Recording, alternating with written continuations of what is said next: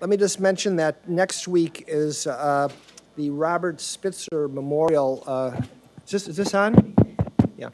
The Robert Spitzer Memorial Lecture, which has been inaugurated, I guess, 2 years ago. And this year the speaker will be Jeffrey Reed, who's one of the senior project officers at the WHO and is involved with the ICD process. So I'm sure it'll be very good, and it's very fitting in terms of his area of interest to give the Spitzer lecture.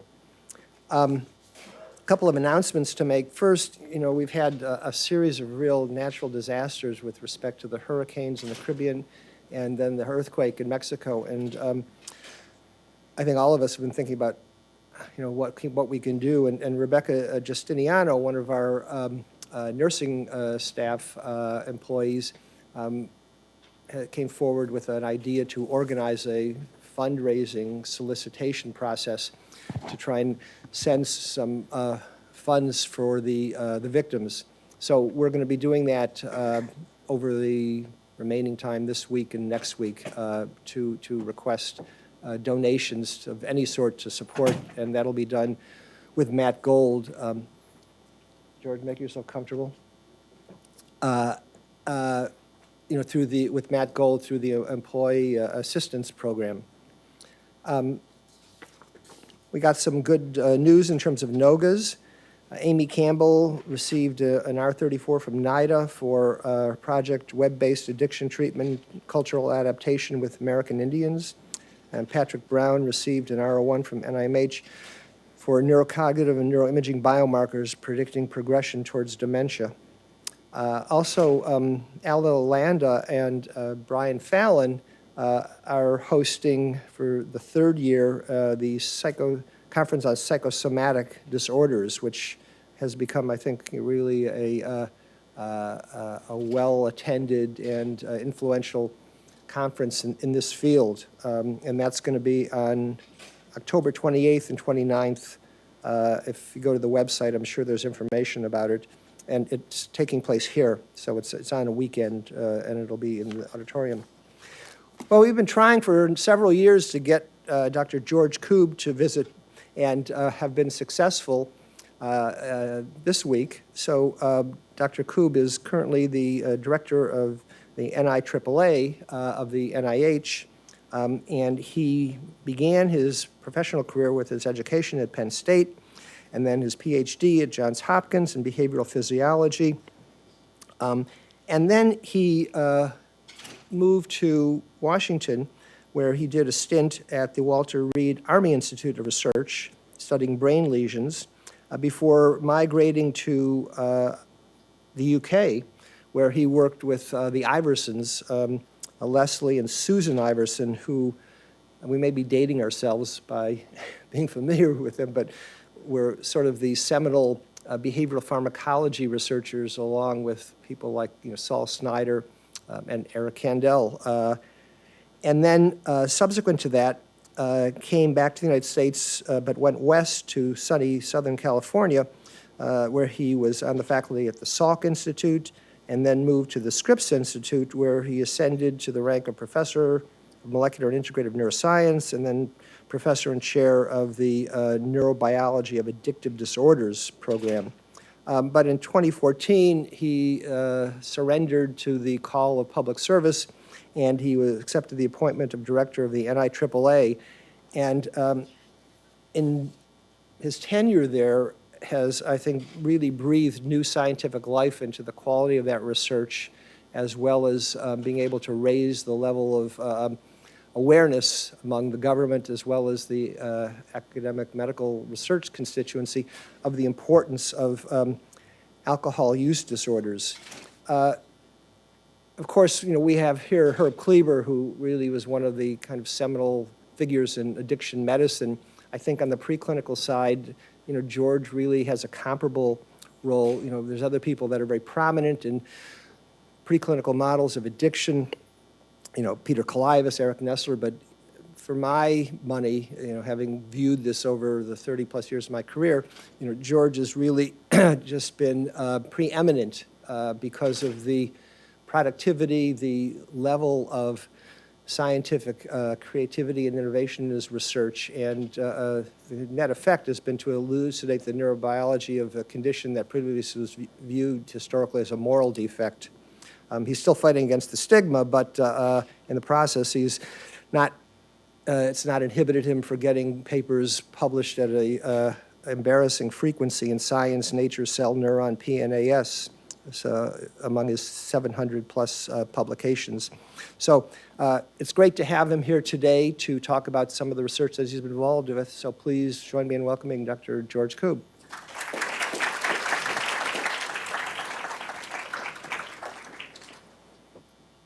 Well, thank you, Jeffrey. It's a real pleasure to be here and see so many old friends. So I'm going to wear two hats today. I'm going to put on my NIAAA hat for one slide, then I'm going to put on my research hat for most of the talk, and then at the very end, I'm going to return to my NIAAA hat. Wearing my NIAAA hat, I just want to remind you, which I do at virtually every talk, of the cost and scope of alcohol-related problems. I know there's an opiate epidemic ongoing, and it is serious. But we still lose every year about 90,000 people to alcohol-related causes. That includes everything from driving to, accidents to liver disease. It's the third leading cause, a preventable cause of death in the United States. And this one really, it took me 2 years to get my staff to come up with this number, but it's been validated. Half of liver disease in this country now is due to alcohol misuse. And at least 15 million, it depends on which survey you use, adults have an alcohol use disorder. And one of the things we're picking up, I've been talking to a number of you about this today, is we see this a fairly dramatic increase in emergency room visits, hospitalizations due to excessive alcohol use. We call this extreme binge drinking. These are individuals drinking 10 to 15 drinks in a setting. And by the way, it falls into two groups, the 20 to 30-year-olds and the 60-plus-year-olds. So keep that in mind. Now I'm going to move from the sublime to the ridiculous and back again. And this is going to date many of you, but the next quote is actually from Twin Peaks, okay? And this is from series, the second season, and it's the log lady who prefaced each one of the episodes in the second season, and she says, "Sometimes we want to hide from ourselves. We do not want to be us. It's too difficult to be us. It is at these times that we turn to drugs or alcohol or behavior to help us forget that we are ourselves. This, of course, is only a temporary solution to a problem which is going to keep returning, and sometimes these temporary solutions are worse for us than the original problem. Yes, it's a dilemma. Is there an answer? Of course there is. A wise person said with a smile, the answer is within the question." I'll let you think about that.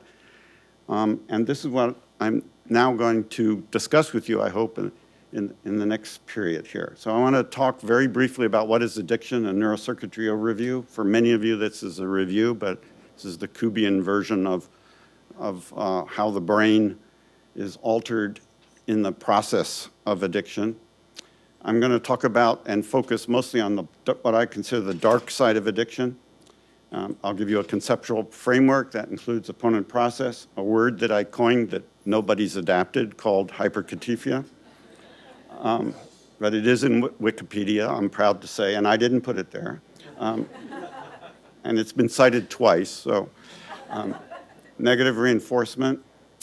I'm going to talk about neuroplasticity in the brain stress circuits. I'll drill down a little bit into some of the neurobiology in some of the work my group has done over the years. I'm going to talk about overlap in the brain stress and pain circuits and the implications for the neurobiology of addiction, and that's where the title of my talk comes from.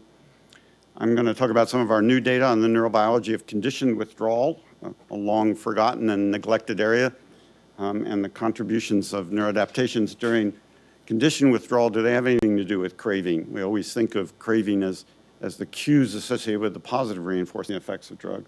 And then I'll talk about, put on my NIAAA hat and talk about some of the implications of this particular niche for translation to diagnosis, prevention, and treatment of addiction. So let's get started.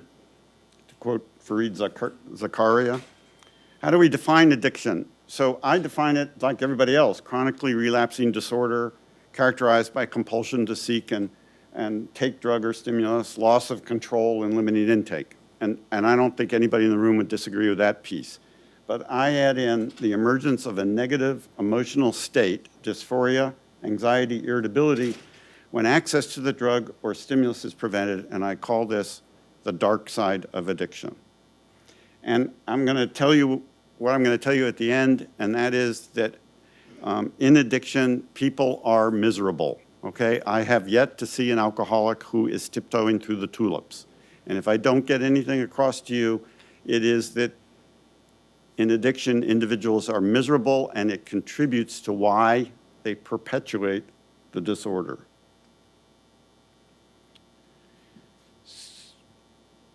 So my conceptual framework, and it's shared by many others, but notably Nora Volkoff came to a very similar conclusion with Rita Goldstein with their work on neuroimaging. But the argument is that there are three major brain areas, three major domains, and three major stages of addiction. And so there's a binge intoxication stage, which is focused on incentive salience, and I'll explain that in a second. There's a withdrawal negative affect stage, which is focused on reward deficits and stress activation. And then there's a preoccupation or craving stage, preoccupation, anticipation, or craving stage, which involves a good bit of executive function deficits. If you want to just have an overview of it, the circuitry for incentive salience involves the basal ganglia. There is an enormous amount of work in the addiction field on the neurocircuitry of the basal ganglia and how they contribute to incentive salience. What is incentive salience? Well, it's a kind of modern version of conditioned reinforcement, if you're a behaviorist, which is basically the stimuli in the environment that previously were neutral come to elicit a strong motivation to seek and take drugs. But that usually involves activation of the brain dopamine system in the ventral part of the striatum. And what we know now is that as addiction progresses, that extends into the dorsal part of the striatum and contributes to what some people call pathological habits. I'm not going to cover any of that. If you want a beautiful talk on that, Trevor Robbins or Barry Everett can cover it, Patricia Janik, David Lovinger. There are many, many people who work on incentive salience and this transition to dorsal striatal circuitry. What I am going to focus on is the neural circuits associated with what I call the withdrawal negative affect stage. I've listed some of the neurotransmitters here. I'll drill down into this a little bit in a few minutes. But I want to emphasize to you that I don't consider the physical signs of withdrawal as all that important. They do occur, certainly for alcohol and opiates. The physical signs of withdrawal contribute to what I've listed here: dysphoria, anxiety, irritability, malaise, just basically feeling terrible. But and they are good markers, certainly in animal studies, for the fact that dependence has evolved and is manifest. But I don't really think that alcoholics drink because they have tremor, all right? And they do have tremor. But it is a signal to them that if they don't have a drink, soon they're going to get very nauseous and maybe have terrible really anxiety feelings and irritability and crankiness that follow without drinking. And then the third stage involves largely, if any of you are neuroanatomically challenged, you can see that these are the outer parts of the circuitry I'm showing you, which is largely cortex or allocortex. It involves heavily the prefrontal cortex. There is a part of this that's involved in driving craving through activation of some of those habit systems in the dorsal stratum. But there's a part of this circuitry that is a stop system, puts a brake on not only your impulsivity, but also your compulsivity, puts a brake on your stress systems through its actions in the amygdala. And of course, what I'm talking about are dorsolateral prefrontal cortex versus ventral medial prefrontal cortex. And again, an enormous amount of work being done in this domain in the addiction field. But I want to drill down in what is the dark side of addiction? Where did this come from? Why do I harp on this? Why am I so obsessed with this part of the addiction cycle? And to some extent, I would like to argue, why is it so neglected? So for you, some of you are the descendants of this lineage of behaviorism that really evolved into the behavioral pharmacology and made so many contributions to the field of drug abuse. But this is one of my favorite quotes. Joe Brady was actually the chair of my thesis committee at Hopkins. Many people don't know that. He was a beloved member of our community and probably one of the biggest characters who ever existed. Anybody that knows Joe Brady has 1,000 Joe Brady stories. Anyway, this is called the hedonic characteristics of motivation, the role of positive and negative reinforcement. Here's what Joe wrote. Even the hedonic characteristics of motivational functions can be accommodated within the empirical framework of this conceptual analysis by appealing to the experimentally based distinctions between positive and negative reinforcement operations. The evident byproducts, I know it's hard to believe he actually said this, e.g. euphoria, of appetitive consequenting relations which increase the likelihood of behavior on the one hand, and the dysphoric, quote unquote, accompaniments of aversive consequences which weaken behavior or strengthen escape and avoidance responses, that's critically important for my thesis, would seem to provide a fruitful point of departure for the experimental analysis of eudaimonic dimension. And I had to look that up, but eudaimonic means conducive to happiness. So I don't think Joe would have ever written happiness, but he did write eudaimonic. So what is positive and negative reinforcement? Well, you all know what positive reinforcement is, but negative reinforcement gets misrepresented in neuroscience. It doesn't get misrepresented in psychology, but it does get misrepresented in neuroscience. And negative reinforcement is defined as a process by which removal of an aversive stimulus, a negative emotional state of drug withdrawal, I'm going to argue, increases the probability of a response. And I'm going to argue increases the probability of dependence-induced drug taking. Now, to put this in a perspective that I think almost all of you can understand, imagine getting your first grant. When you get your first R01, that is positive reinforcement, all right? But then you have to renew the sucker. That's negative reinforcement. Because if you don't get it renewed, you have to fire people, okay? And you are very dysphoric.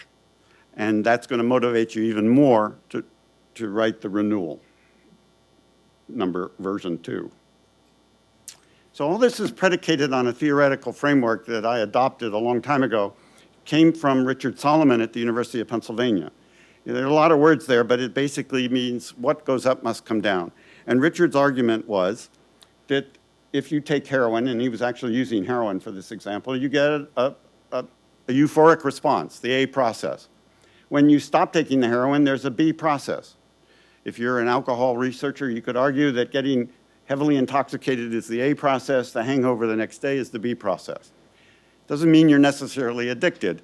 It just means that there's this change in motivation that's associated with strong activation of the reward system and some after effect. But the argument is that if you become dependent and if you keep chronically taking the drug, you lose the A process and you gain the B process. And in fact, theoreticians like Francis Colpert and even Jim Woods have argued over the years that the B process is actually subtracting out the A process. And so I've spent my career obsessed with what causes the B process, all right? And I'm still obsessed with it. So that brings me to my favorite word, hyperkatifia. So what do I mean by hyperkatifia? Well, it's defined as the increased intensity of negative emotional, motivational symptoms and signs observed during withdrawal from abused drugs. It's derived from the Greek word katifia for dejection, sadness, or negative emotional state. My brother, Steve, is the curator of glass one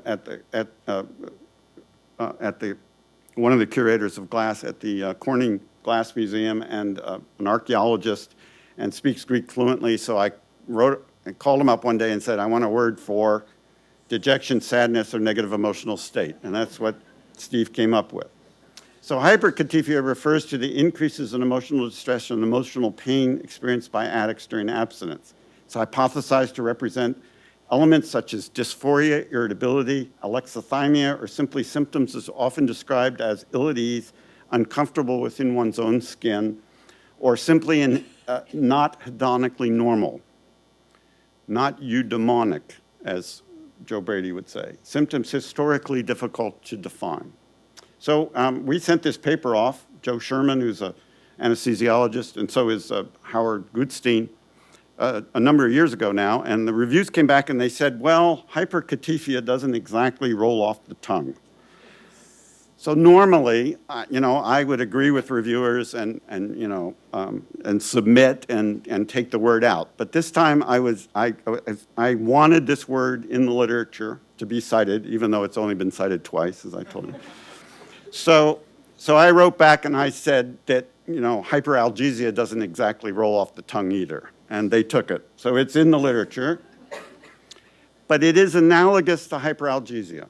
And the idea is hyperalgesia, which is relevant to addiction, and particularly opiate addiction, and to some extent alcohol addiction, is in fact this hypersensitive state that follows analgesia. And what I'm going to argue with you is hyperkatifia is a hypersensitive negative emotional state that follows excessive use or engagement of the reward system. And what I'm going to further argue is that it's part of the driving force, not the only driving force, but part of the driving force for maintaining and even engaging in the addiction process. Because some people, I would argue, particularly those comorbid with disorders of reward function, are there in the first place. And they are actually self-medicating. Now, that became a very dirty word in the addiction field for many years, but I'm a devout self-medicator. And my argument is that you can get there in multiple ways. And one of the ways is you can take a lot of drugs. So let me give you an example of that from actual data, all right? So this is work I've done over the years with a whole series of postdocs. And actually, we discovered this originally serendipitously with Serge Ahmed. When he was a postdoc with me, we were actually asking the question, the real question we were asking was, if you let rats have a lot of cocaine, unlimited access, in this case 6 hours access a day in the orange, would they show resistance to extinction? That's the question we asked. But what we noticed is when we gave them 6 hours access a day, the animals escalated their intake. And we further discovered with a lot of work done by, this was done by Paul Kenny and Athena Marcoux, when Paul was in the lab, we followed their brain reward thresholds at the same time that we measured their escalation in intake. And their brain reward thresholds before and after each session go up. What that means is it takes more current to drive the medial forebrain bundle. Or if you'll permit me, it's a pretty good indication of an increased dysphoric-like response that parallels the increase in drug taking. And so our argument is that these animals are taking more and more cocaine to compensate for the fact that there is a compromised reward system. And you'll note that the 1 hour access animals don't show this. We've seen the same effects with heroin. We've seen the same effects with methamphetamine. And we've seen the same effects with alcohol. Now, a word about alcohol here, because I am going to show you some other data with alcohol. As Jeffrey said, it was a challenge in the early days of the alcohol field to develop an animal model where animals would drink excessively, at least rodents. Monkeys, it's a different story. They like alcohol. They'll drink a lot of it, especially some monkeys, primates, just like some humans. So an intrepid guy named Hank Sampson basically started them on wine coolers, and that worked really well. The animals, if you mix saccharin with the alcohol 10% solution, and that's what you see here in the photograph, the animals will take and drink. They'll drink about the equivalent of 1 glass of wine in 30 minutes, and that's what the data here show, okay? So you could call these social drinkers. Floyd Bloom then, during this period, developed a method for making animals dependent with ethanol vapors. Others used liquid diet, but in the long and short of it is, if you expose animals to blood alcohol levels of around 200, 250 milligram percent, for long periods of time, and then you let them drink, they learn to drink in that 30-minute withdrawal period the equivalent of 4 to 6 glasses of wine. They're very mellow rats when they come out of the cage, all right? So these animals are learning to drink to overcome the withdrawal from alcohol because they're tested every day 6 to 12 hours into withdrawal. It varies, but it works at any time point. And if you chart their brain reward thresholds, they show the same increase that we saw with other drugs of abuse. So what causes this change in animals' behavior? What's the neural circuitry, neuropharmacological basis for what I'm calling the dark side or hyperkatifia? So we're back to the extended amygdala. And Floyd and I, in a galaxy far, far away, a long time ago, this was 1988, speculated that there were two kinds of neuroadaptations that could take place in addiction. We argued that maybe there's a within-system change. So there's a change in the reward system. You lose reward function. But we also speculated back then that there was a between-system change. There's some other system in the brain that is acting to counter the successive release of reward neurotransmitters. And I talk about reward transmitters. I include dopamine and opioid peptides, but there are certainly other players that could be and are considered or hypothesized to be involved. So our argument, was actually confirmed, I might add, as far as the within-system neuroadaptation. This review just came out from Nora Volkoff and her colleagues, and it's really a nice summary with a meta-analysis involved and the effect sizes all listed out, showing that the dopamine system is very dramatically compromised in psychostimulant addicted individuals. This is neuroimaging in humans.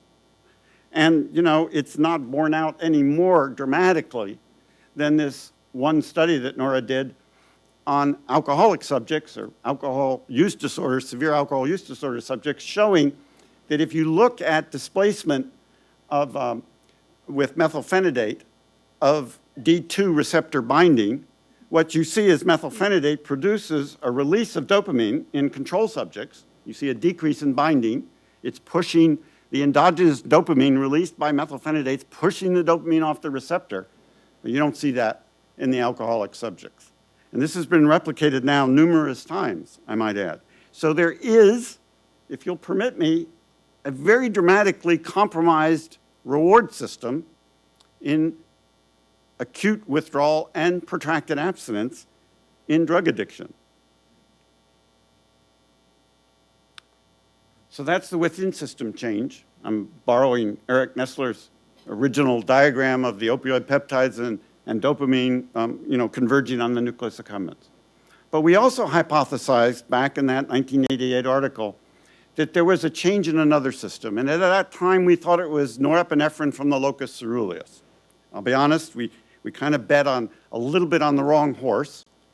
But it is norepinephrine is involved, and so is a neurotransmitter called corticotropin releasing factor. But I would argue that it's probably the subcellular, below the locus ceruleus, brainstem norepinephrine that's actually contributing to the malaise that I've been talking about. The locus ceruleus is probably involved in some of the more cognitive changes that occur. And so I, worked in parallel during these periods in my early days, first at the Salk Institute, then at the Scripps Research Institute with Wiley Vale. He was one of my best friends and colleagues. And I was there when CRF was discovered. I was the first person to inject CRF into the brain of a rat and look at its ongoing behavior. The long and short of it is CRF drives not only the autonomic responses to stress, not only the HPA axis, hypothalamic pituitary adrenal axis response to stress, but it also drives behavioral responses to stressors. And, this slide shows you it's localized in the right places to do that, but I don't know whether you can understand this, but these cell bodies are marking the extended amygdala that I just described to you earlier. So one of the observations we made in the process of studying CRF began with trying to understand its role in alcohol dependence. We discovered that if we block CRF receptors, CRF1 receptors, we could alleviate the anxiety-like responses associated with alcohol withdrawal. But then we wanted to take it to the really causal relationship. Could we modify dependence-induced drug taking with a CRF antagonist? And this was a really nice study done by Cindy Funk when she was a postdoctoral fellow with me, and Laura Odell. But what they did is they put bilateral cannulas in the extended amygdala. But notably in this slide, they were bilateral cannulas in the central nucleus of the amygdala. It's illustrated right here. And then they microinjected a peptide CRF antagonist, doesn't spread very far, hits both the CRF1 and CRF2 receptor. And you could see it had absolutely no effect on the 1 drink a day non-dependent rats. But in the animals taking 4 to 6 drinks in 30 minutes, there was a dose-dependent reversal of the excessive drinking. Now, this was replicated like 6 times in my lab with different CRF1 antagonists. There's a massive amount of data suggesting that this phenomenon does occur, that CRF is at least contributing to driving this excessive drug intake in dependent animals. And in fact, well, that was cool. That's my Italian. My grandmother was Italian. Okay, I'll try not to slip on the floor. But that brought us to do a number of studies that are, some of which are ongoing, to ask the question, what are the neurons in the central nucleus of the amygdala driving this behavior, and where do they come from, and where do they go? And so Dr. Olivier George and Dr. Giordano de Guglielmo at Scripps now have continued this work in collaboration with Bruce Hope in the NIDA IRP. And we've used the DAWN-02 inactivation method to identify cells that are activated during acute withdrawal, in those time period I showed you in alcohol withdrawal. And by using this transgenic rat that expresses the FOS promoter, you can actually then inject DAWN-02 into the central nucleus of the amygdala before alcohol withdrawal and kill, literally, with DAWN-orubicin, you can actually kill the cells that are overactivated in the central nucleus of the amygdala during acute withdrawal. And if you do that, I wouldn't be going through all this, you actually block the excessive drinking just like you do with the CRF antagonist that I showed you earlier, all right? And now, the same group, in collaboration with Robert Messing, they have a CRF Cre rat that expresses Cre in the extended amygdala, not the paraventricular nucleus, and we've been able to show that halorhodopsin, if injected into the central nucleus of the amygdala or the bed nucleus of stria terminalis, actually blocks, again, the excessive drinking when the light is on associated with alcohol withdrawal. We saw no effects in the LH, the parabrachial nucleus, or the substantia nominata. So it suggests that the beginning of this circuitry and its functionality is becoming delineated, and it looks like it's going via the bed nucleus stria terminalis. And those of you who follow Tom Cash's work know that there's a lot of data to suggest the bed nucleus stria terminalis and the CRF therein is also contributing to this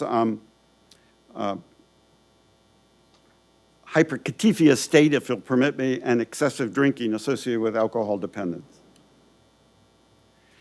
Now, I'm going to take you down another little road that has possibly very, very important clinical significance, which I'll touch on at the end. And that is, what you learned in medical school is over there on the left-hand bottom corner. What you learned is that if you're chronically stressed or you drink a lot of alcohol, you have a feedback mechanism such that glucocorticoids, which are heavily activated by stressors, feedback and shut off the paraventricular nucleus of the hypothalamus. And as a result, you don't become cushingoid when you're writing a center grant renewal, right? So you're having glucocorticoid feedback that shuts off the release of glucocorticoids. And in alcoholism, we know, and in some forms of depression, there is a blunted HPA axis response. But what they didn't tell you in medical school is that that same feedback mechanism is driving CRF, the same CRF I've been talking about in the central nucleus of the amygdala. And that's what's shown here by an old study by Jay Shulkin and colleagues. And this is shown in alcohol-dependent rats by Marissa Roberto. So we see the suppression in the HPA axis in both chronic corticosteroid exposure and in alcohol exposure, but we see a driving of the CRF in the central nucleus of the amygdala. And why is this important? Because I had a postdoctoral fellow named Leandro Vendroscola who argued and pestered the heck out of me to do this study, and I kept telling him it would never work.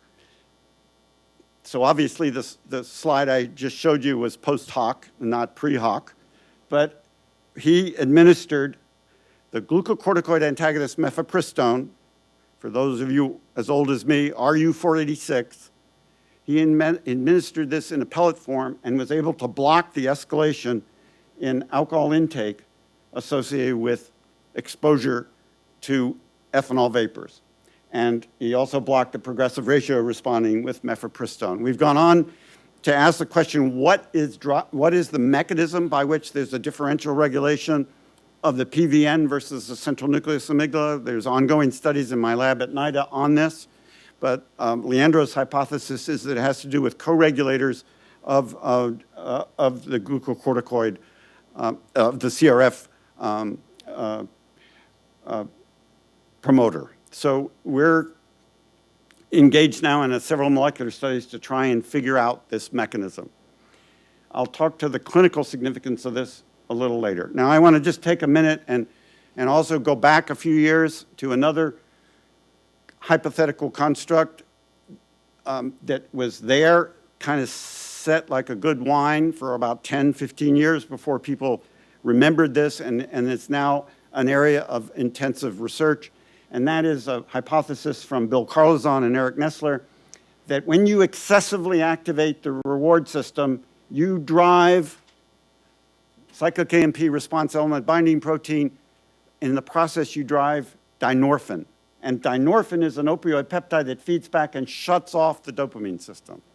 I don't know whether you realize it, but kappa agonists are aversive. They don't make you feel so good. Rats avoid them, and they can suppress dopamine release in the brain. We went on to ask the question whether a long-acting kappa antagonist could have effects on escalation of drug intake. I'm showing you our work with heroin, but this has been replicated with alcohol. It's been replicated with methamphetamine and nicotine. And what you see here is the work done by Joel Schlossberg and Timothy Whitfield. They actually let animals self-administer heroin.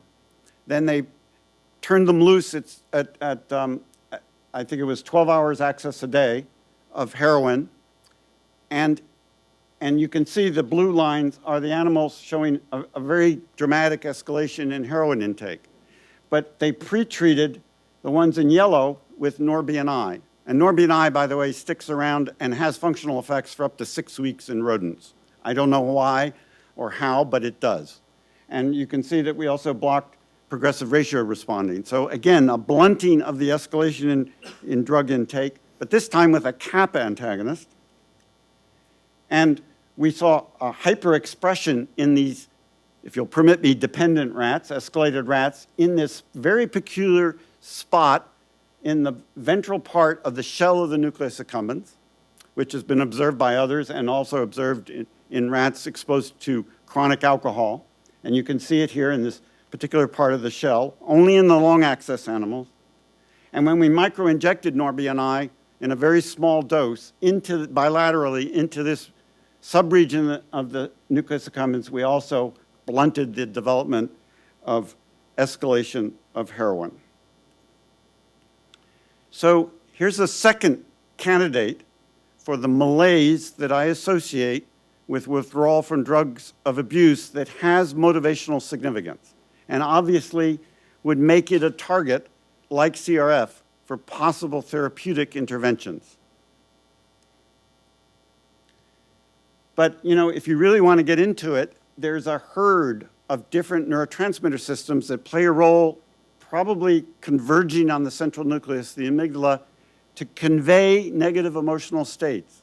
And, you know, I don't know how to impress you with this statement any more than to emphasize, I really believe that we now have a window into why we feel bad under many different circumstances from the fact that when you take drugs of abuse excessively and you stop taking them, these transmitter systems are all activated. And I'm going to further argue, and not go into it at all, that there are buffer systems to these changes. There are systems in the brain to return you to homeostasis. Neuropeptide Y is a very, very powerful anxiolytic in rodents if you inject it into the brain. I might add that there are no small molecules that are neuropeptide Y agonists.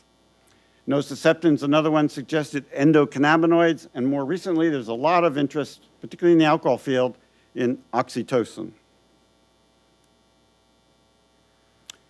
Very briefly, I want to tell you about the overlap of the brain stress and pain circuits. This is probably obvious, but I don't know whether you realize it or not. I mean, Jerry Jaffe published this in the original version of Goodman and Gilman, or at least the original version I saw of Goodman and Gilman chapter on opiates. And there's a line in there that says that one of the residual symptoms in opiate addiction that can be observed 12 to 18 months later or beyond is a hypersensitivity to pain in former or recovered opioid addicted individuals. Well, this is an actual study that showed that if you look at acute withdrawal, there's a dramatic decrease in pain thresholds or increase in pain.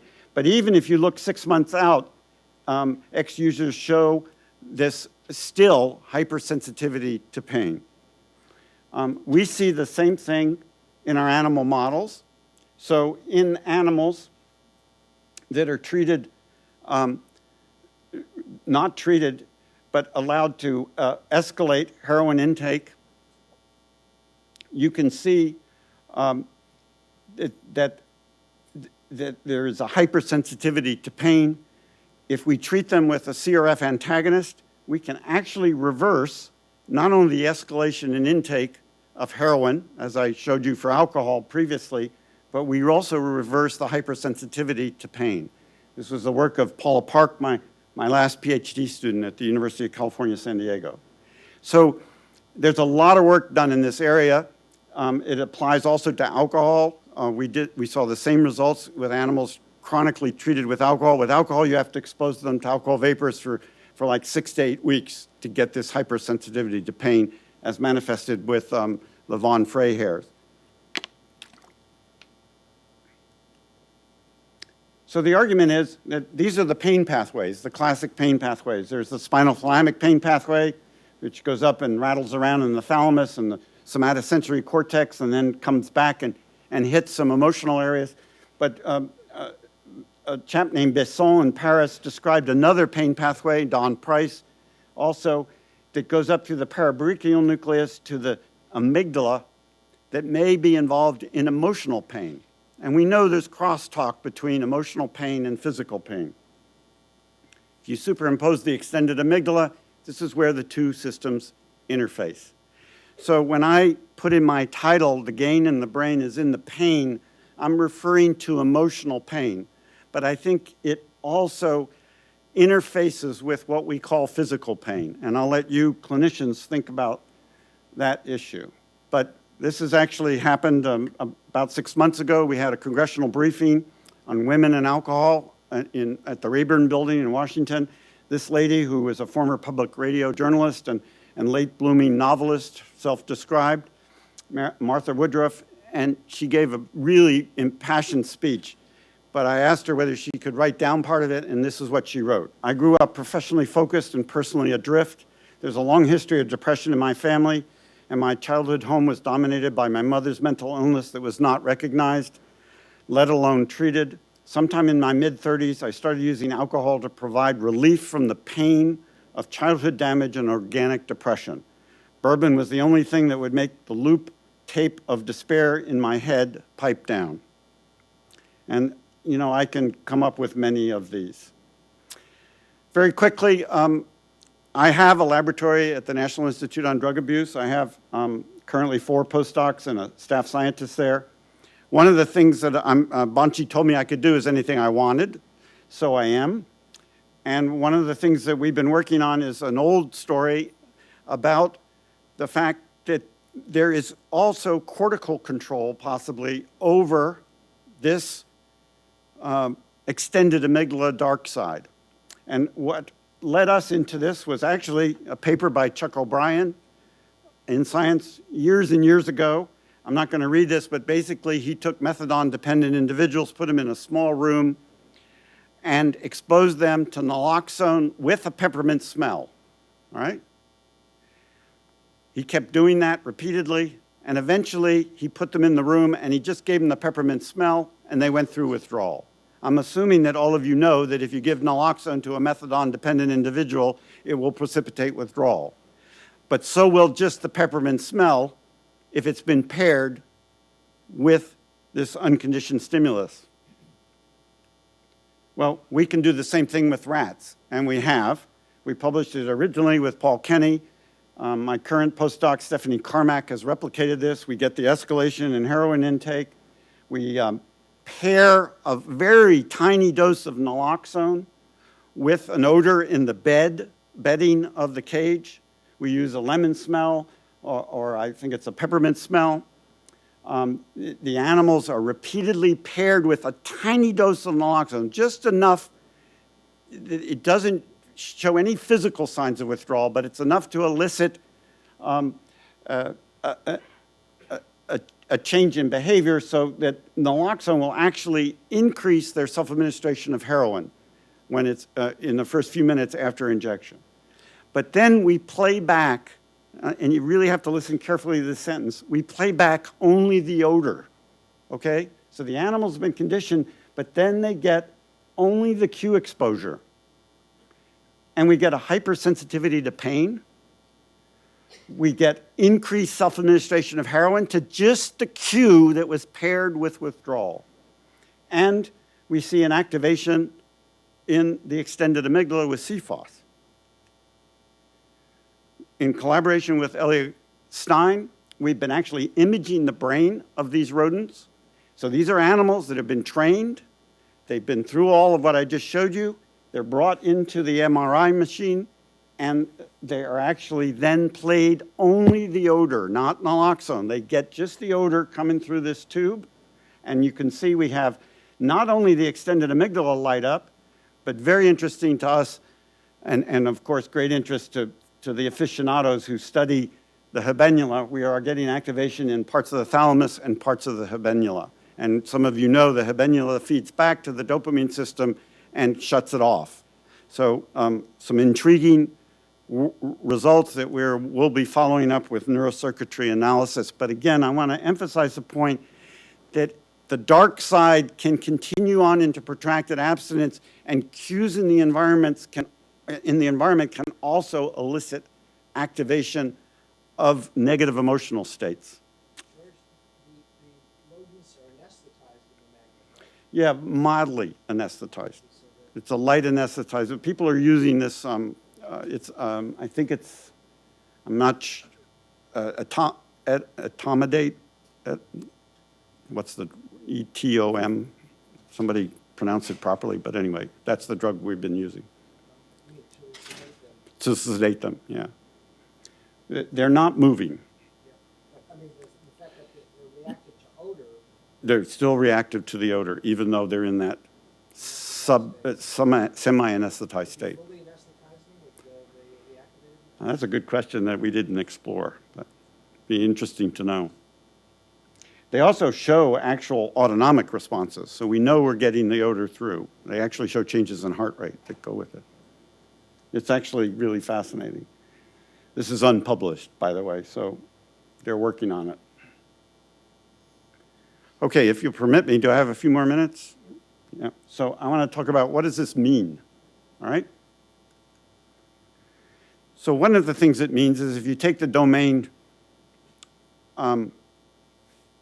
conceptual approach, and it is a heuristic approach, okay? This wasn't handed down from Mount Olympus to Moses, okay? And I know that's an oxymoron. And don't send me emails telling me I should take Bible studies, okay? Yeah, I'll call my Greek brother. But if you take the three domain component of the three circuits, and you divide them up into these domains, incentive salience, negative emotionality, executive function, we are beginning to ask the question with a clinical fellow at NIAAA and David Goldman, of can we develop neuropsychological tests, imaging measures, challenges during imaging measures similar to what you saw with my rat, that could help us with diagnosis. Now, I'm not a fervent Ardocier, but I do believe that the Ardocian thinking has led us to think about how can we better diagnose alcohol use disorders. So one of the things we're doing, and don't tremble in your seats if you're alcohol researchers, this will not be an RFA and it will not be an FOA. We're only doing it in our intramural program. But one of the things that Laura's come up with, and we're just about to get rolling, is we have alcohol-dependent subjects, alcohol use disorder subjects coming into the clinical center all the time. We're going to start looking at some of these tasks, many of which, for the negative affective states, actually measure some form of malaise or some form of social rejection or some form of despair or some form of negative feelings. And all of these things are under consideration.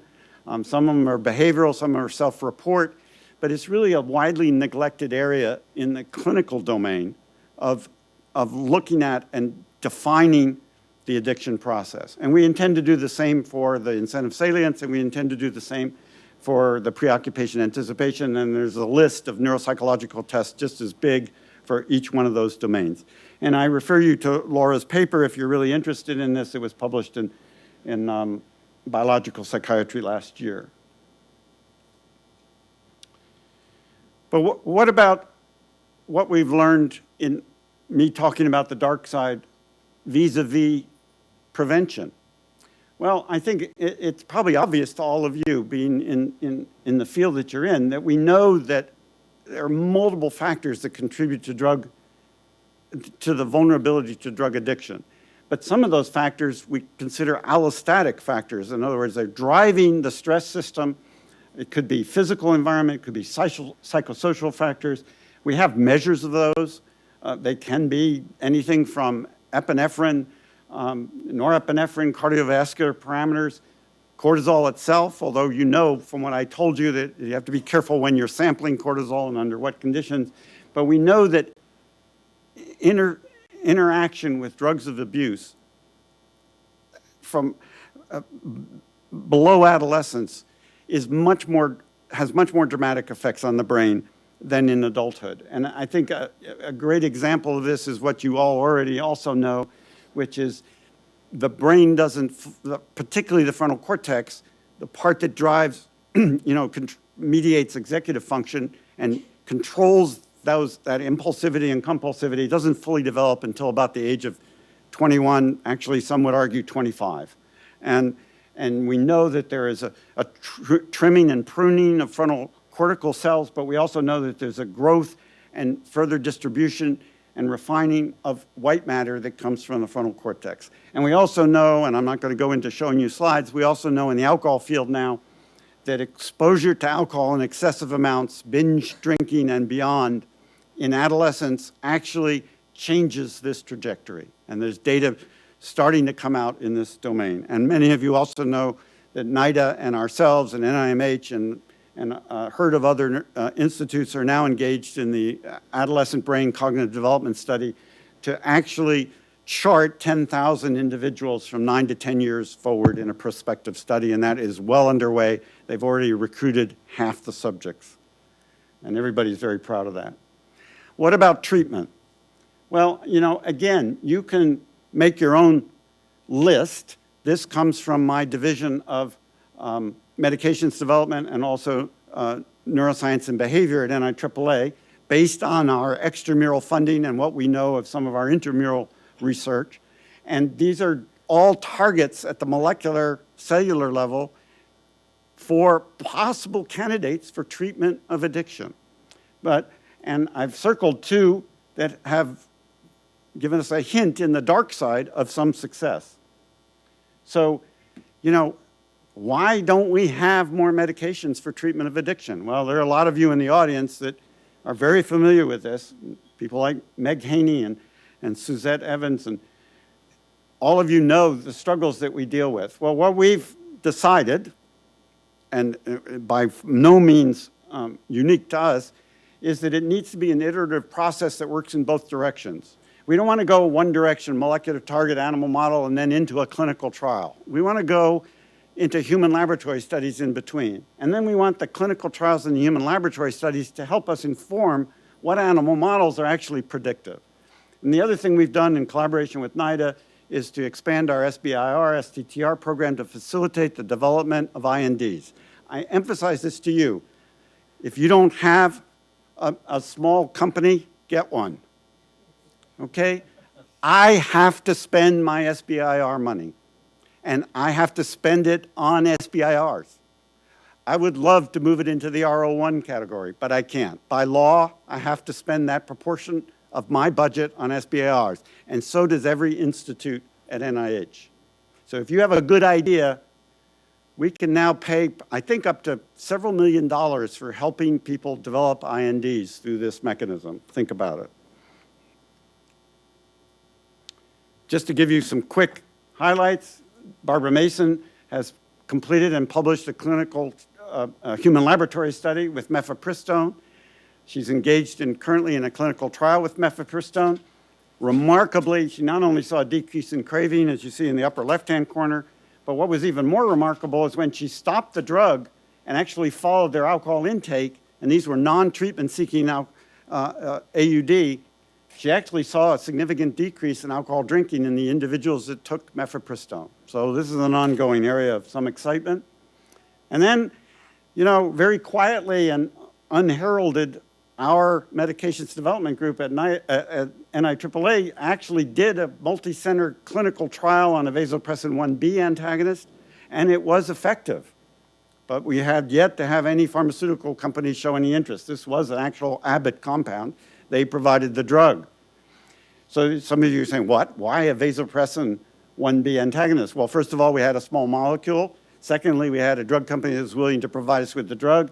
And third, if you know your physiology, vasopressin is kind of the poor man's CRF, all right? If you really stress an organism, when the CRF runs out, vasopressin kicks in to take over, particularly in the paraventricular nucleus, but it also has similar effects in basal forebrain on anxiety-like and stress-like measures. So I'm going to wrap up here. I just want to emphasize to you that I see addiction as a moving target. I see it in stages. I see it getting worse over time in general. And our argument has been that this produces an allostatic change in the reward and stress system such that you don't lose the opponent process, as Michel Lemoyle and my argument. You actually retain the opponent process, but the combination of loss of reward transmitters, gain of stress transmitters is pushing you down below a normal set point. And at some point, you are taking drugs simply to fix the problem that the drugs caused, and in the process, making it worse. So we go back to my original quote from the log lady, all right? I want to just do a little advertising. We did a HBO documentary on risky drinking with HBO, and it's really a no-holds-barred look at alcohol use disorder through the intimate stories of 4 people whose drinking dramatically affects their relationships. The whole idea is to promote a conversation about what is risky drinking, the fact that it is a spectrum of a disorder, and that there are multiple ways of addressing alcohol misuse. And so, I highly recommend it. I might add, it's 80 minutes long and it's a downer, all right? So here's what I've kind of told you, most of it. I've talked about drug addiction representing a dysregulation of incentive salience, reward, stress, and executive function systems, corresponding to dysregulation of neurocircuitry with focal points in the basal ganglia, the extended amygdala, and prefrontal cortex, respectively. I've talked about individuals with addiction are basically miserable. They suffer negative emotional states during withdrawal, a state I've termed hyperkatifia.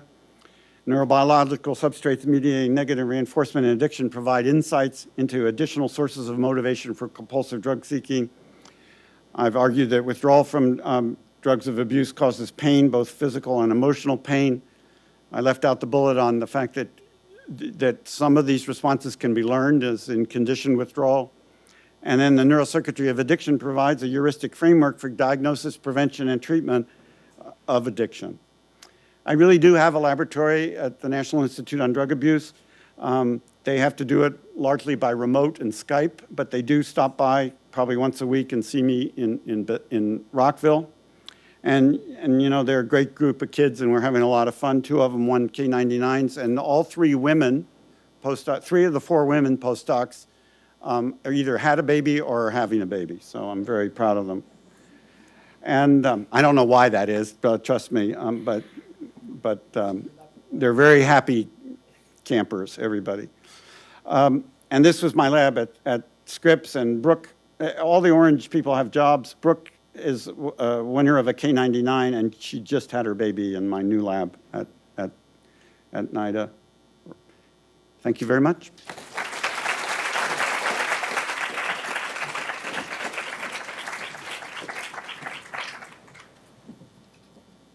George, sounds like you have a very productive lab. But I think, you know, this is this real tour de force just shows the ability to deconstruct a behavioral phenomenon and social pathology into scientifically tractable units, and then to systematically try and elucidate them and for the purposes of understanding pathophysiology and then treatments. And I mean, seeing it, I've seen you pre-present versions of this before, and it always has the same effect on me. It's so hard, though, to get this across more broadly to, particularly to but scientists are one thing, but even non-scientists, because it still is mired in this stigmatized, you know, perception. And it must be very frustrating. And I think that the countervailing fact is that the population frequency of alcohol use disorders and the costs that it incurs is so large that eventually it has to, you know, sort of win over and sort of break through to that question of sort of when will that be. So just to see if I can state what you're emphasizing. So, you know, most people think that you drink or whatever your drug of recreational abuse is, you know, you're doing it to get high. But what you're saying is, even if that's the initial motivation, what ends up being most of the fact is really the negative reinforcement that perpetuates this, and that should be the target for treatment. Yeah, I think it should be one of the targets for treatment. And if you do watch Risky Drinking, you can see this evolve in the 4 vignettes. The first 4 women are actually just binge drinking, extreme binge drinking, and partying in Denver. But the guy at the end is what I call a terminal alcoholic, and he just simply cannot stop drinking. And he is a very, very unhappy camper and admits on camera that he's basically dying. So I think there is a full range, and I think the negative reinforcement kicks in. Sometimes, you know, I have case histories of young people doing methamphetamine simply to feel like they were part of the in crowd. They didn't find themselves attractive to their peers unless they were doing methamphetamine. So is that positive reinforcement or is that negative reinforcement? I mean, and that's where the psychologists get their knickers in a twist, or how many angels are on the head of a pin. But the fact is that if you break it down, there are other things driving it other than just, you know, the incentive value of the drug, in my opinion. You know, people have asked me, the press often asks, well, do you feel diminished by the opioid crisis? I mean, is it everybody forgetting about alcohol? And my answer is no, in fact. And if anything, it's brought hyperkatifia out of the closet. And I feel I feel very strongly that everything that's being done for the opiate crisis is going to help us along the way with the alcohol problem. I mean, I didn't put any slides in, but I can tell you that we've done the numbers, partially because Nora asked us to, but about 15 to 20% of opiate overdoses involve alcohol. And most of you know 2 + 2 = 5. So I said that at the congressional briefing yesterday. I mean, opiates plus alcohol potentiate each other. It's not just additive. So you can more easily kill yourself with alcohol plus opiates. And we think the 15 to 20% is an underestimation.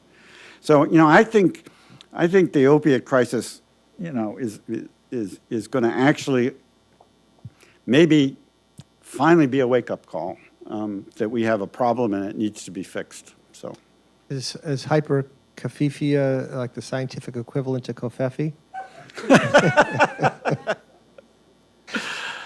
Jonathan.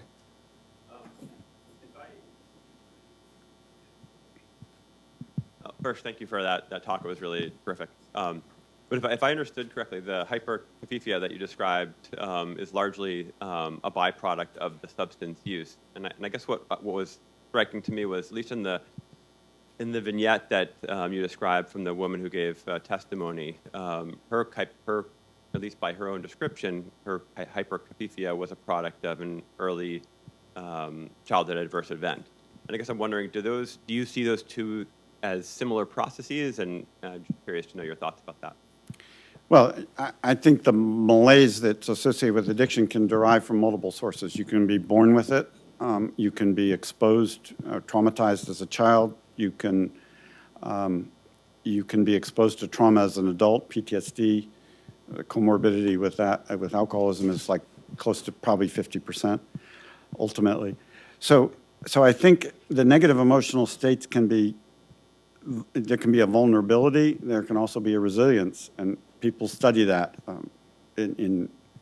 intensely, like Michael Meany, in using animal models, and there are lots of targets for vulnerability and resilience.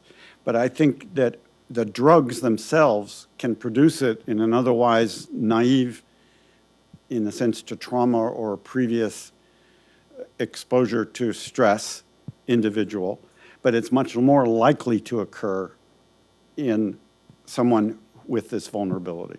So I think there are like 4 ways you get there. You can be born that way, you can be exposed to environmental events, you can take a lot of drugs, or any combination therein.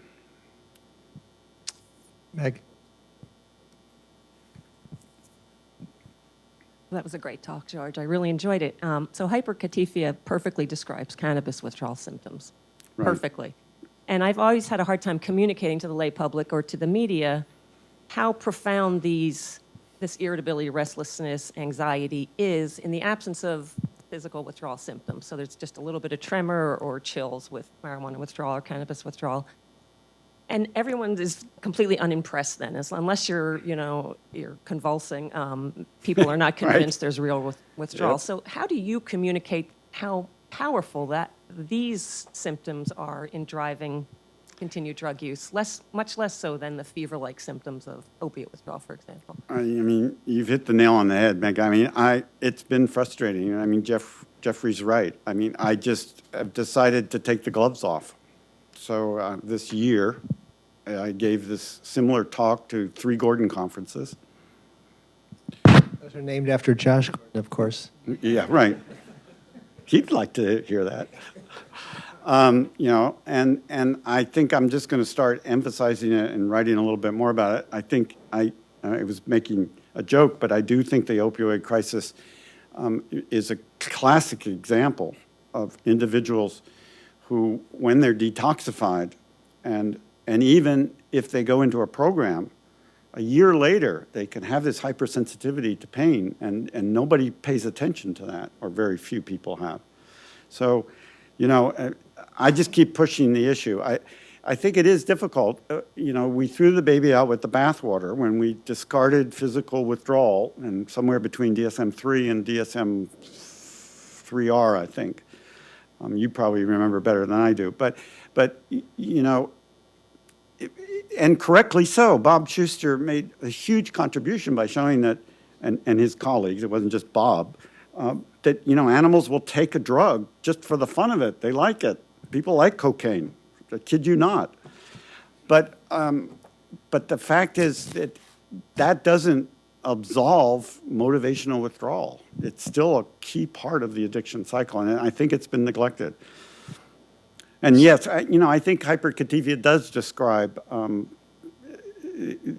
marijuana withdrawal exquisitely, and more protracted aspects of other drugs, including alcohol.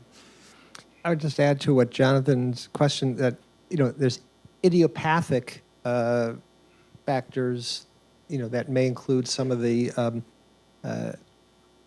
emotional or affective elements, included in your description of kafifia that drive somebody to, self-medicate or to use. And then there's the iatrogenic complication of that, which is the development of the negative reinforcement state that continues. So I would see them as sort of superimposed. But it has to do with the different pathways in which people may come to addiction. Ralph? I'm wondering whether there may be some genetic factors. You've mentioned environmental factors and the sensitivity. Here we talk about precision medicine where, the brain can tell a right-handed molecule from a left-handed. But my understanding is that there are certain Chinese people who get sick on alcohol, and whether there might be some effort to look at these people. What is there about the Han Chinese that they cannot drink? And maybe there's some clues in genetics of metabolism. Yeah, and no, I totally agree. And we do know why the Han Chinese, a certain proportion of them, it's about 30-40% don't drink, and that's because they're missing the allele for acetaldehyde, one of the alleles for acetaldehyde dehydrogenase. And by the way, that's the same target for disulfiram. So that's what disulfiram or antabuse does. It shuts off that enzyme. And so when you drink, if you are missing this allele, you get a very fast and dramatic rise in acetaldehyde, which makes you sick. Now, the bad news, though, is that now in Asian populations, the macho males in particular are drinking past that. So they actually keep drinking, even though they get sick. And David Goldman, speaking of genetics, has shown that those individuals have a 10-fold higher likelihood of esophageal cancer. So there is ongoing work. If there's one group of genes that the Consortium on the Genetics of Alcoholism have come up with over the last 40 years, it is the alcohol metabolizing genes. But there's the possibility that there are others, and the NPY is one of their targets that's come up repeatedly. There's a few individuals who've studied polymorphisms in the CRF system. I think they're all game. I mean, it's going to be, what we're trying to do at the Institute is get our cohorts all uploaded and the data uploaded into a common database. We're probably going to use, I can't say for sure at this point, but we're planning right now, we had an RFI out on this, to use the NIMH database, data archives for consolidating our clinical data. We are also part of the Psychiatric Genetics Consortium. So it's a very important point, but it's not easy. I mean, the GWAS studies now probably require, 80,000, 100,000 subjects to start pulling things out at the level that you're confident about. David?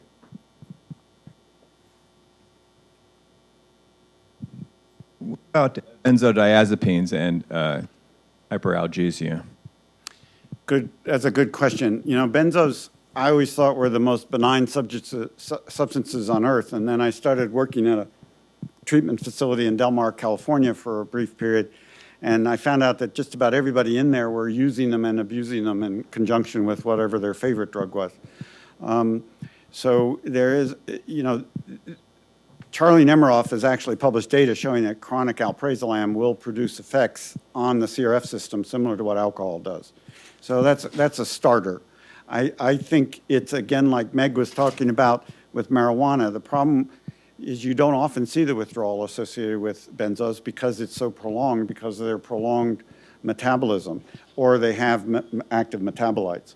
And so if you wait 2 or 3 days, you're going to start to see some of this maybe hyperkatifia-like manifestations. And I think that probably contributes. I'm not saying it's an overriding epidemic, but they are being misused, particularly in conjunction with opioids. And again, 2 + 2 = 5. You take a benzo with alcohol, you will kill yourself, right? Much more like, and it's very rare to find somebody overdosed on a benzo alone who actually dies. There are a few odd cases out there. But you add alcohol in, lethal.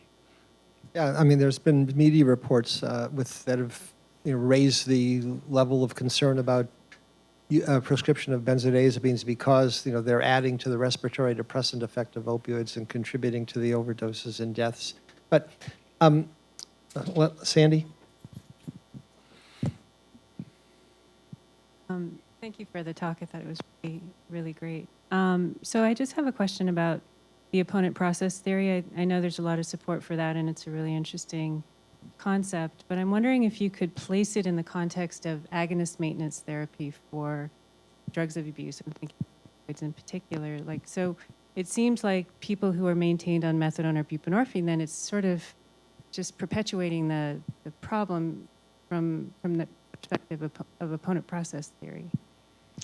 Yeah, well, that's an interesting question, and Mary Jean Creek and I spent a lot of time talking about this at times, and the question Sandy's asking is about methadone maintained individuals, and you can get down to, I can rephrase your question and say, are they really addicted or are they just dependent? It's an interesting question. They are not going to manifest a withdrawal syndrome as long as they stay on the methadone. But if they go off the methadone abruptly in particular, or even they taper down, which would be maybe less emotionally difficult, they are going to experience everything I've talked about on the negative emotional side. So there are multiple ways to look at it. I kind of look at it, and also, I don't know, correct me if I'm wrong, but my understanding of buprenorphine is that low doses are very difficult to get people off of. So you can get them onto bup, you can get them off their favorite drug, and then you start to decrease the level of buprenorphine, and there's a certain level by which after that they don't want to leave it. My perspective, but I'm not head of NIDA, thank goodness.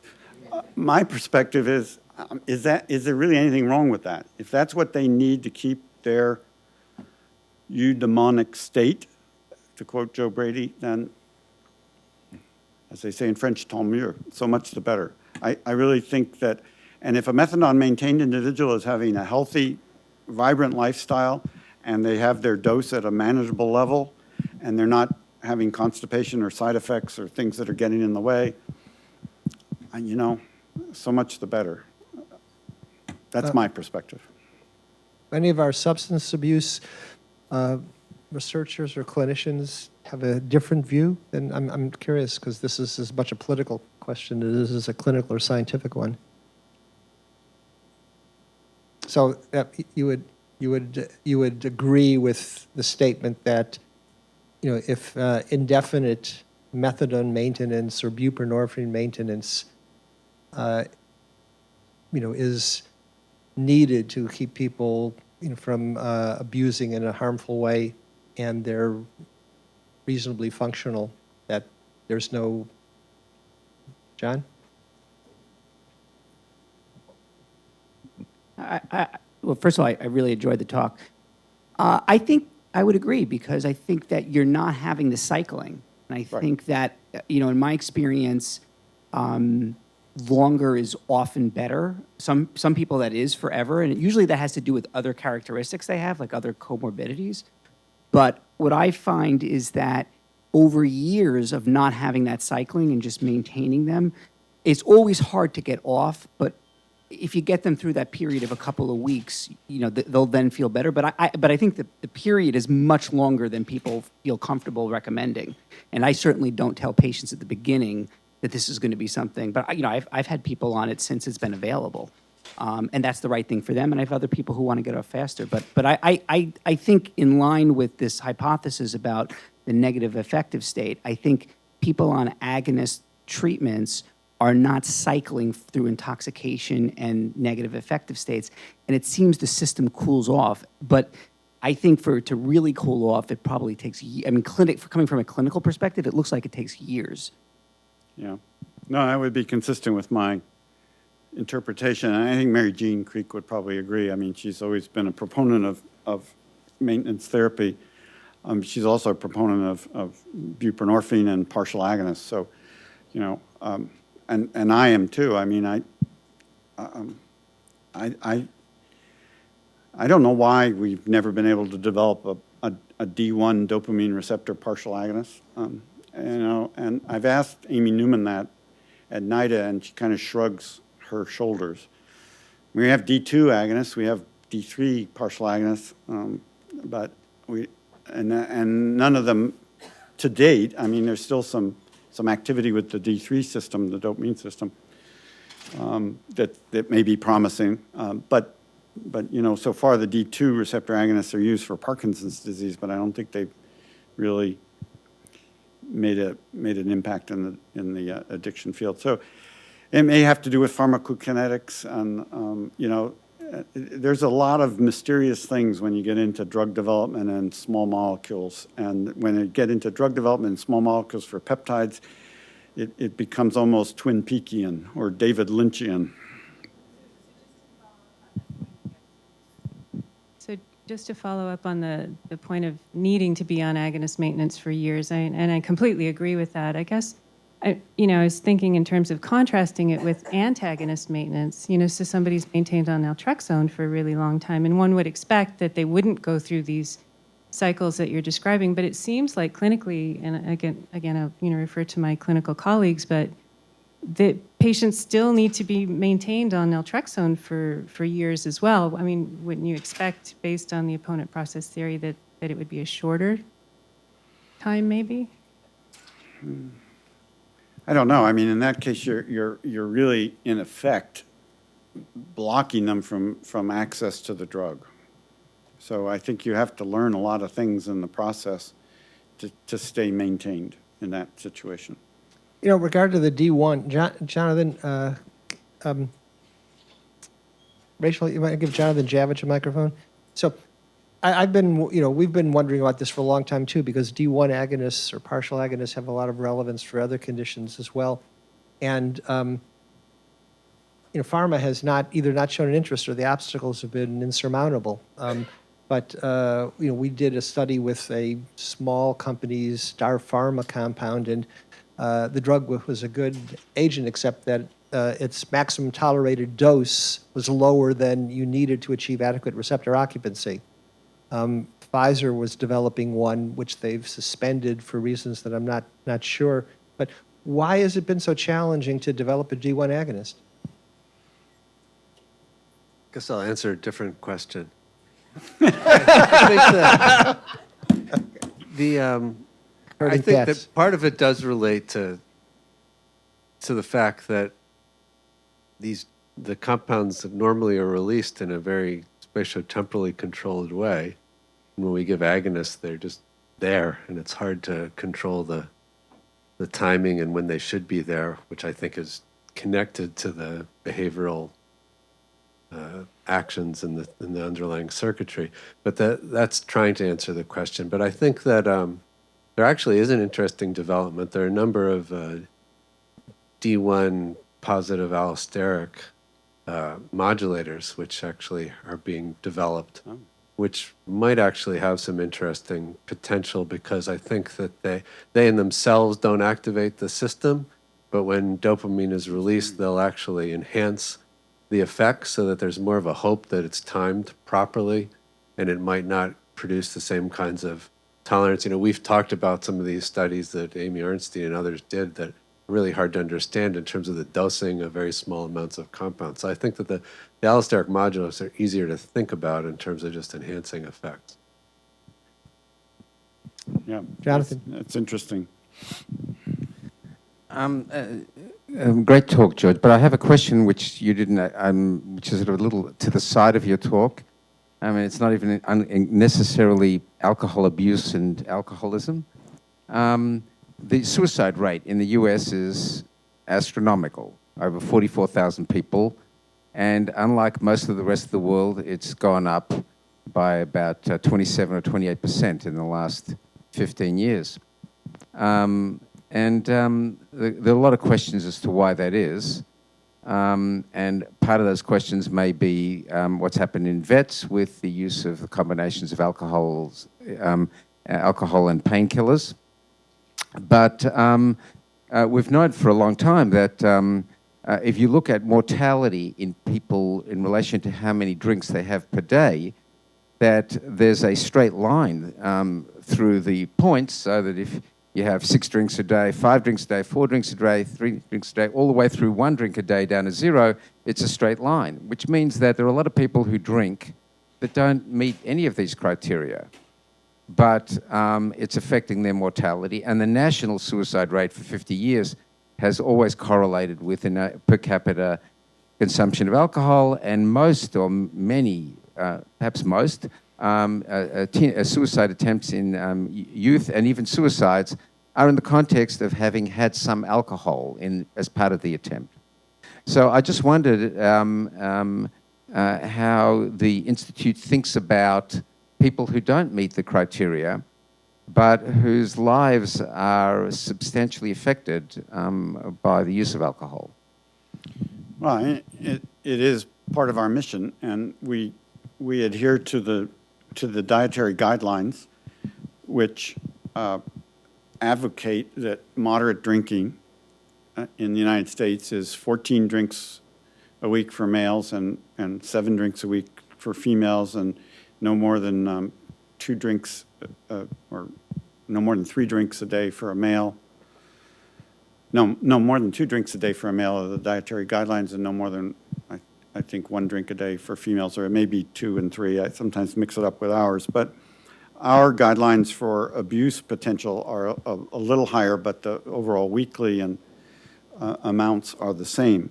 So, you know, the argument, I agree with you, it's a straight line up past that point, but the moderate drinking has been actually associated with, in some cases, better cardiovascular outcomes, better stroke, and actually improvements in incidence of diabetes if you stick with the moderate drinking.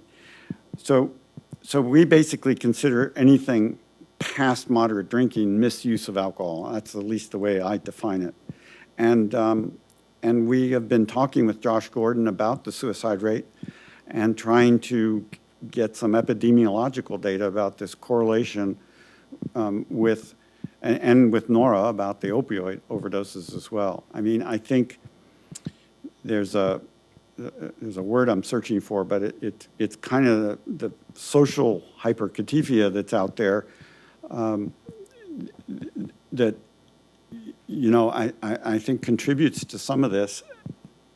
You add in opiates and readily available alcohol, and probably those are all contributors to this effect. I mean, it is the one thing Tom Insel said he regretted when he left NIMH. You'll remember he actually said it to the press that he was unable to budge the suicide rate in the United States. So, but your question makes me maybe move it a little bit further to the forefront of some of the projects that we're taking on. I mean, one of the things that we need to know is it young people or is it older people? We know there's an increase in alcohol use and misuse that's more dramatic in females than in males over the last 10 years. We know that there's an increase, as I told you before, in extreme binge drinking over the last 10 years and hospitalizations due to alcohol. And when I say extreme binge drinking, I mean 10 to 15 drinks in a setting. We know that there's an increase in drinking in over 60-year-olds in the United States. So all of these are factors that may be contributing. But, you know, it is an area of some interest. And you know, I told Jeffrey, I've kind of let Josh Gordon have a year to get his act together before I started, you know, leaning on him about things we want to do together. But that's it. That and PTSD are 2 areas that we have a great deal of interest in working with NIMH. Well, George, thank you for the research that you've done for 3+ decades and that you presented here today, but even more so for your public service. It's really admirable and we're grateful for having people that really are such strong scientists and are willing to sort of, I won't say sacrifice themselves, but give of themselves in this way. So keep up the good work, and we'll start some companies and send you some SBIRs. Yes. Great.